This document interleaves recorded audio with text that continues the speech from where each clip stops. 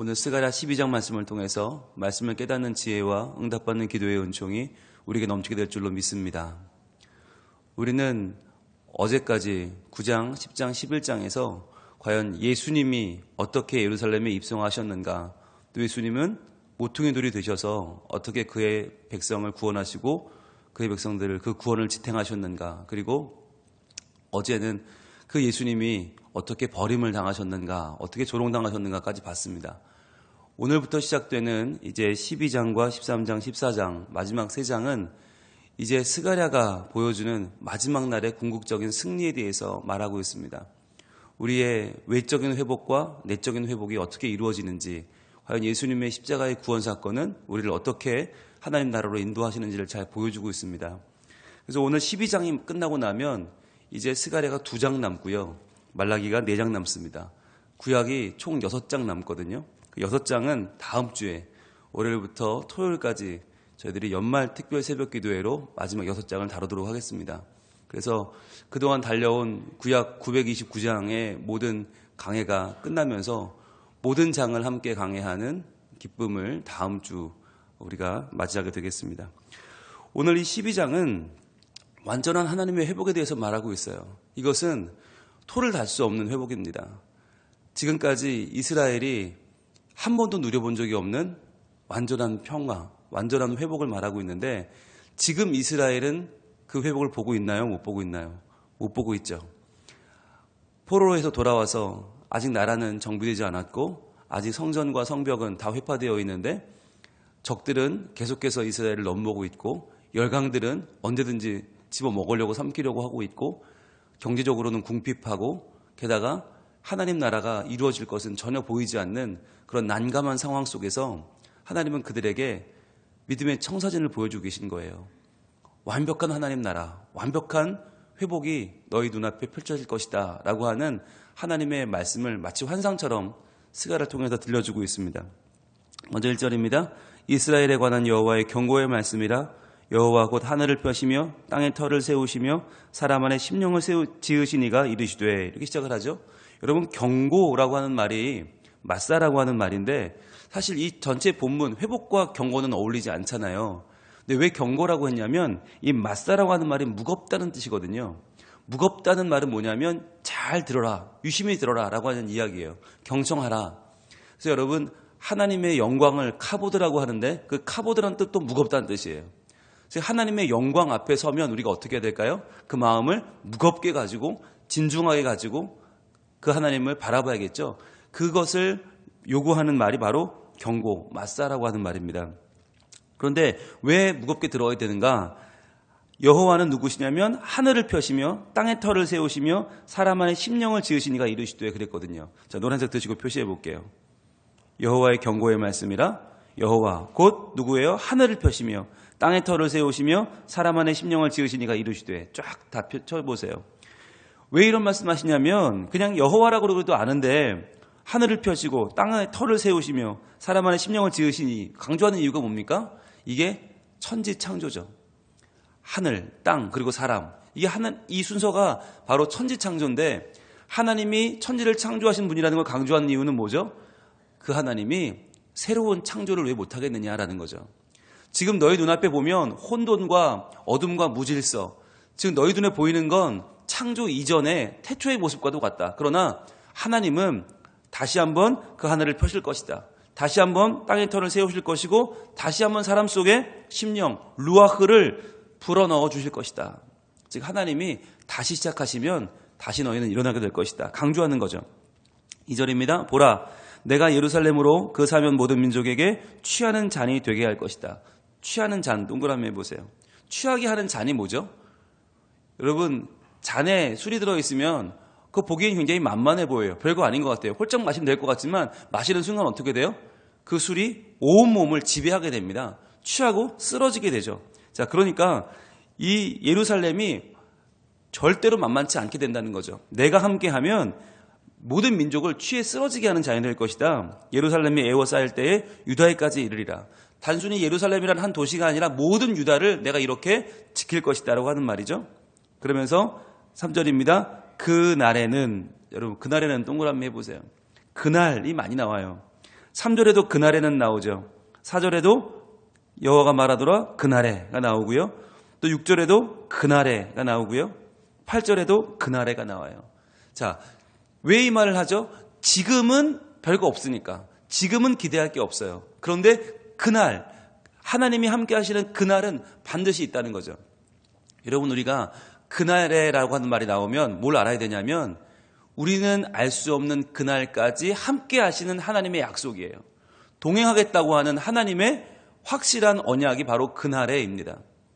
그러니까 하나님은 우리 안에 착한 일을 시작하셨고 그것을 이루실 것입니다. 언제까지? 그리스도 예수의 날까지. 그 모든 약속이 함축적으로 들어있는 단어가 그날에예요. 자, 그런데 그 그날에 내가 3절 예루살렘을 모든 민족에게 무거운 돌이 되게 하겠다. 무거운 돌. 아까는 취하게 하는 잔이라고 그랬죠. 2절에서는 동그라미 했죠. 3절은요. 무거운 돌 동그라미 해보세요. 무거운 돌. 여러분, 돌이라고 하는 것이 이 이스라엘에서는, 성경에서는 하나님, 신성을 말합니다. 모든 것은 변하지만 바람이 한번 불면 길도 바뀌고 다 바뀌지만 돌은 변함이 없거든요. 그래서 광야와 사막에서 돌은 변함이 없는 하나님의 신성을 가리키는데 그것도 무거운 돌이에요. 그러니까 이 돌을 어떻게 해요? 그것을 드는 모든 자는 크게 상할 것이다. 마치 잔을 우습게 보고 훌쩍 마셨다가 완전히 취해 쓰러지는 것처럼 이 돌도 무거운 돌이어서 내가 들어버릴 거야 라고 덤비는 모든 자들이 크게 상한다는 거죠. 떨어지면 꽝 찢는다는 거예요. 천하 만국이 그것을 치려고 모이리라. 즉 한두 나라가 상대를 못한다는 거죠. 천하 만국이 모여서 이것을 상대해야 될 정도로 그렇게 강력하게 될 거란 이야기예요. 여러분, 이게 말이 안 되잖아요. 지금 이스라엘이 얼마나 약해요. 그런데 그 이스라엘이 취하게 하는 잔이 되고 무거운 돌이 되고, 여러분 어떻게 가능하다는 거예요? 하나님이 하시죠. 바로 이렇게 하십니다. 4절입니다. 여호와가 말하노라. 노란색 치시고요. 여호와가 말하노라. 뭐라고 하시는가? 그날에 또 나왔죠? 동그라미. 내가 모든 말을 쳐서 놀라게 하며 그 탄자를 쳐서 미치게 하되 유다 족속은 내가 돌보고 모든 민족의 말을 쳐서 눈이 멀게 하리니. 그랬어요. 자, 말이 나오는데 하나님을 제외한 모든 나라들이 의지하는 것이 말이죠. 기병이죠. 병거죠. 말이 이 당시에는 가장 최신 무기예요. 그러니까 말을 타고 쳐들어오면 어느 나라든 다 쳐들어갈 수 있는 거예요. 그런데 그 말을 쳐서 놀라게 하고요. 말을 그 탄자를 미치게 하고요. 즉 하나님이 그들이 스스로 미쳐서 자기 편을 치게 만든다는 거죠. 이렇게 이긴 전쟁이 참으로 많이 나오죠. 근데 중요한 말이 뭐냐면 유다 족속은 내가 돌보고 모든 민족의 말을 쳐서 눈이 멀게 하겠다. 여러분, 이 말이 우리가 볼 때는 그냥 평범해 보이지만 실제 원어로 보면요. 유다 족속은 내가 돌보고는 내가 눈을 뜰 것이다 라고 하는 이야기예요. 내가 눈을 뜰 것이다. 유다 족속은 내가 눈을 뜰 것이고 모든 민족의 말을 쳐서 눈이 멀게 하겠다. 즉 하나님은 눈을 뜨고 말은 눈이 먼다는 거예요. 즉 뭘 의지할 거냐 결정하라는 거죠. 많은 민족은 말을 의지해요. 그런데 말은 눈이 멀어요. 하나님을 의지하는 자는 이스라엘. 그들은 눈이 열려요. 하나님은 눈을 떠서 보실 것이고 모든 말은 눈이 멀 것이다. 즉 여러분, 말은 확실해 보이지만 다가보면 눈이 멀었어요. 그러니까 그것은 나를 지켜줄 수가 없다는 거죠. 우리의 우상들, 우리의 제국들, 우리의 힘과 우리의 돈과 명예는 굉장해 보이는데 실제로 눈 멀었어요. 그런데 하나님은요, 보이지 않아요. 보이지 않으니까 우리가 의지하기가 굉장히 마음이 약해요. 그런데 그분은 눈을 뜨고 계신다. 그분은 눈을 뜨고 나를 보호하신다는 거죠. 자, 그래서 5절입니다. 이 사건을 겪고 나니까 말 탄 자들이 미쳐버리고 말들이 눈이 멀게 되는 이 일을 본 다음에 뭐라고 외쳐요? 유다의 우두머리들이 그 마음속에 이르기를 예루살렘 주민이 그들의 하나님 만군의 여호와로 말미암아 힘을 얻었다 할지라. 이 확신의 고백을 하게 된다는 거예요. 아, 정말 그렇구나. 만군의 여호와로 말미암아 힘을 얻었구나. 만군의 여호와 말씀을 드렸죠? 스가랴가 강조하고 있는 바로 환상 속에 나타나셔서 그들을 구원하시는 모든 말탄 자들과 모든 군대를 이끄시는 전쟁의 신 여호와, 무려 만군의 여호와라는 말이 스가랴에 53번이나 나옵니다. 어마어마하게 강조하고 있어요. 만군의 여호와. 자, 그런데 6절 그날에 또 나왔죠. 그날 동그라미 하시고 내가 유다 지도자들을 나무 가운데 화로 같게 하며 곡식단 사이에 횃불 같게 하리니 그들이 그 좌우에 에워싼 모든 민족들을 불살을 것이요 예루살렘 사람들은 다시 그 본 곳 예루살렘에 살게 되리라. 그랬어요. 나무 가운데 화로면 얼마나 강합니까? 모든 나무를 불태워버리죠. 곡식단 사이에 횃 뿌리면 또 어때요? 다 불태워버려요. 상대할 수가 없는 거예요. 하나님은 그처럼 함께 하시면 유다 지도자들이 강해질 것이다. 그래서 예루살렘 사람들은 다시 그 본곳 예루살렘에 살게 될 것이다. 자신의 땅을 회복할 것이란 말이죠. 하나님의 기업을 얻을 것이란 말입니다. 자, 그런데 이때 어떻게 하시냐면 7절은 하나님의 방식은 세상 방식과 다르다는 걸 보여주고 있어요. 여호와가 먼저 유다 장막을 구원하리니 이는 다윗의 집의 영광과 예루살렘 주민의 영광이 유다보다 더하지 못하게 하려 함이니라. 여러분, 장막이 나오고 집이 나와요. 여러분, 상식적으로 집이 강해요? 장막이 강해요? 집이 훨씬 강합니다. 특별히 예루살렘은요, 성벽 안에 있기 때문에 성벽 안에 있는 집, 베트라고 하는데 이 베트는 어마어마하게 견고하고 강해요. 그런데 장막은요, 홀라라고 하는 이 장막은 이 성벽 밖에 있어요. 그러니까 허구한 날 외적이 침입하고 허구한 날 당하고 허구한 날 노략질 당하는 그곳이 장막이었어요. 그런데 하나님이 어떻게 해요? 유다 장막을 먼저 구원하겠다. 다윗의 집보다 유다 장막을 내가 더 귀하게 여기겠다는 말은 뭐죠? 이게 인간의 방식과 다른 거죠. 인간의 방식은 성벽 안에 있는 집을, 베트를 지키기 위해서 밖에 있는 장막은 다 내어줍니다. 그래서 장막에 사는 백성들은 다 적들에게 당하고 죽고 빼앗기고 지도자들만 남아요. 성 안에 있는 베트만 남는 거예요. 집만. 근데 하나님은 도리어 내가 밖에 장막을 먼저 구한다. 즉 그러니까 아무도 상하지 않는단 말이죠. 유다 장막까지도, 장막에 사는 사람들까지 아무도 상하지 않는다는 말은 당연히 집은 지켜주시죠.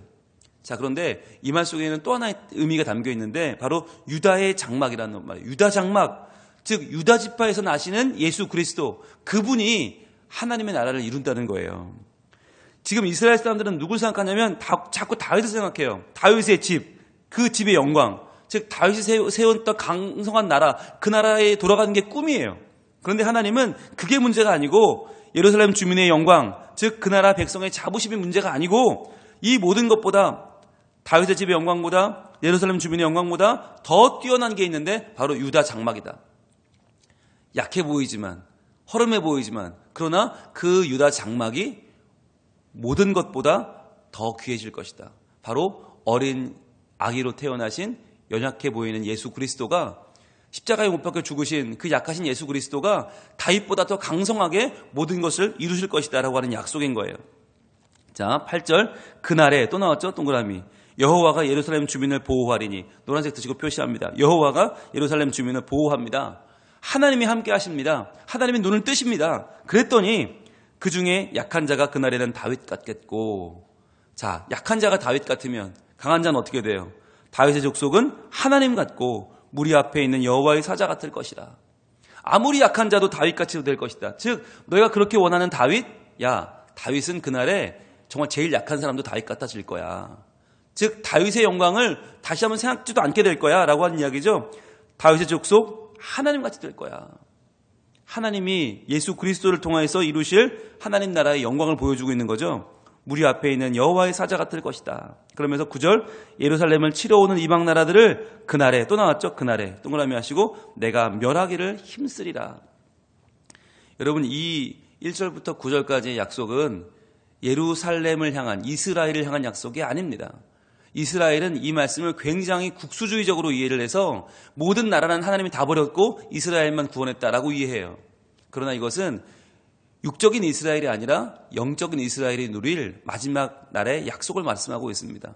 그래서 이것은 하나님을 믿는 우리 모든 사람들에게 주시는 하나님의 궁극적인 천국, 하나님 나라, 영생의 약속을 주고 계시다고 믿는 게 맞아요. 자, 그런데 중요한 건 뭐냐면 여기서부터입니다. 1절부터 9절은 너무 좋아요. 너무 완벽해요. 정말 군더더기 하나도 없을 정도로 우리가 일사천리예요. 그런데 문제는 10절입니다. 10절은 분위기가 완전히 바뀌는 거예요. 같이 읽어볼까요? 시작. 내가 다윗의 집과 예루살렘 주민에게 은총과 간구하는 심령을 부어주리니 그들이 그 찌른 바 그를 바라보고 그를 위하여 애통하기를 독자를 위하여 애통하듯 하며 그를 위하여 통곡하기를 장자를 위하여 통곡하듯 하리로다. 갑자기 통곡이 나와요. 갑자기 애통이 나와요. 그 전까지는 너무 좋았는데, 다 좋았는데 왜 이게 뭘 말하는 걸까요? 아니, 하나님의 회복을 말한다면서요.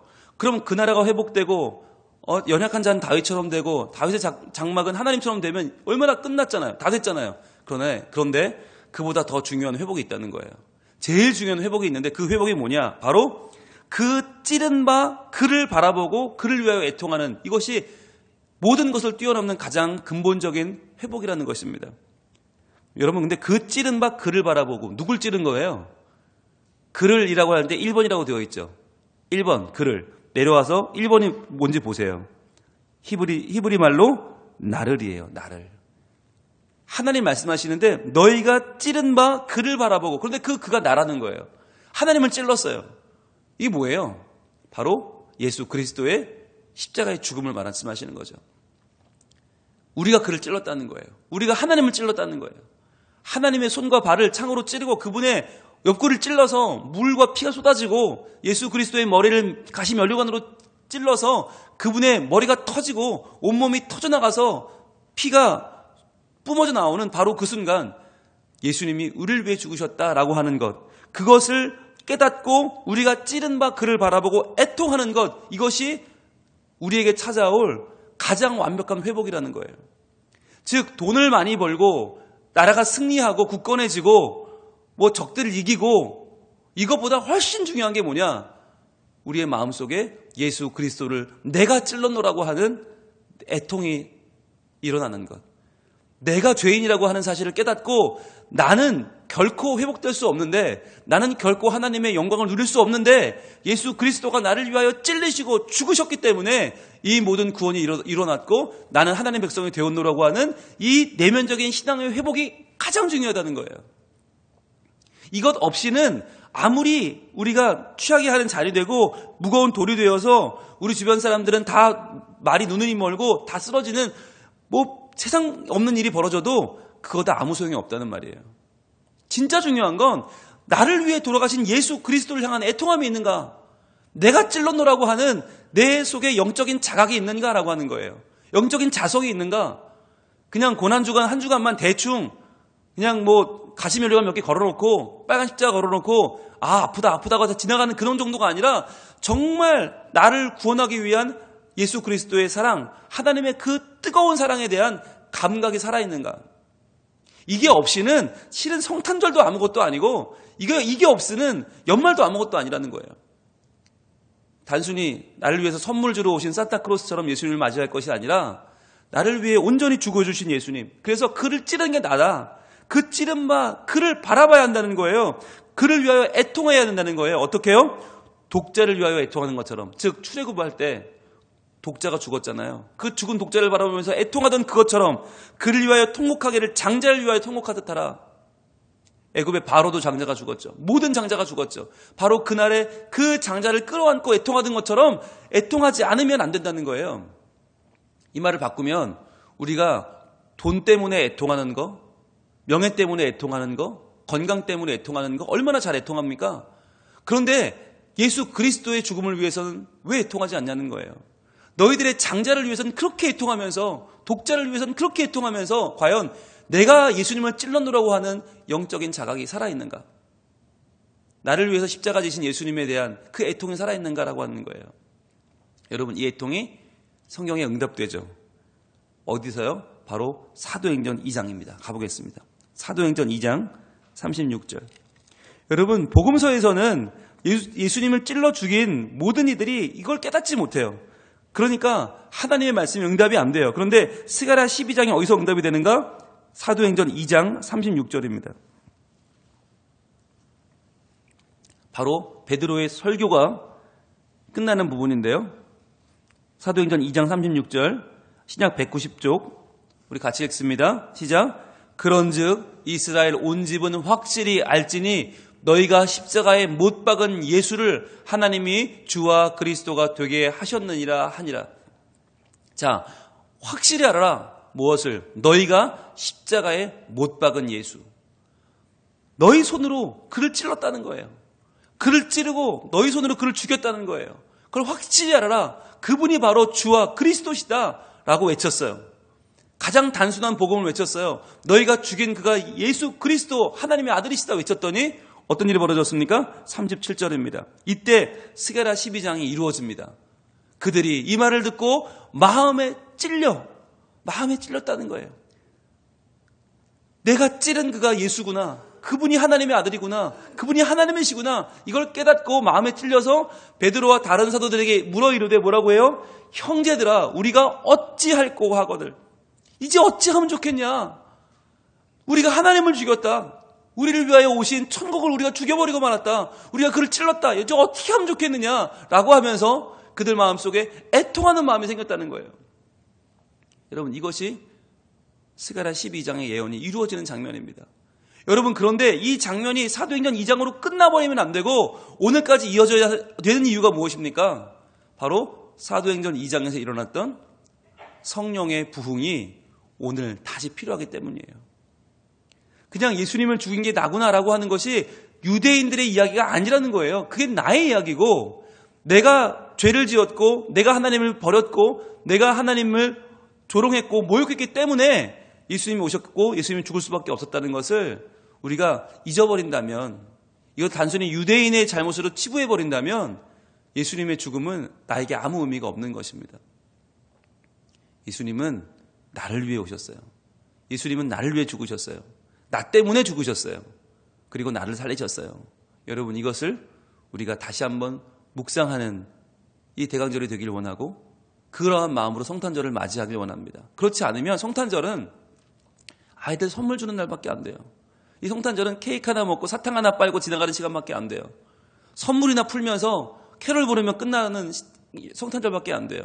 그런데 정말 우리가 그를 찔렀노라고 하는 이 애통함, 내 죄를 다시 한번 깨닫고 이 큰 죄를 씻어 용서하시는 하나님의 선하심과 인자하심을 찬양하는 우리의 믿음이 회복되지 않으면 실제로 우리가 그 어떠한 행복이나 그 어떠한 복락을 얻을지라도, 그 어떠한 외적의 침입을 막을지라도 그건 아무것도 아니라는 거예요.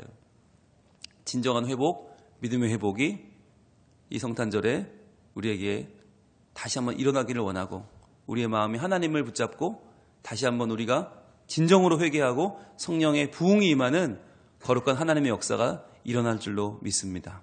기도하겠습니다. 하나님, 스가랴 12장까지 달려왔습니다.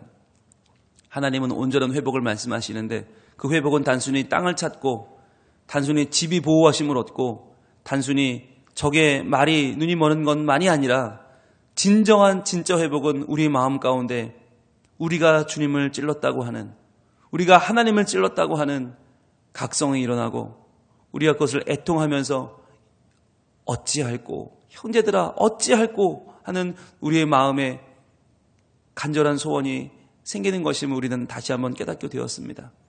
나를 위하여 죽으신 예수 그리스도를 저희들 마음에 모시고 다시 한번 회개하면서, 다시 한번 애통하면서, 그분을 위하여 울면서 다시 한번 내가 새로운 사람이 되고, 내가 하나님 백성이 되고, 내가 하나님 말씀을 다시 한번 내 삶으로 살아내는 하나님 백성으로 저희들 오늘의 우리의 삶이 변화되게 하여 주시옵소서.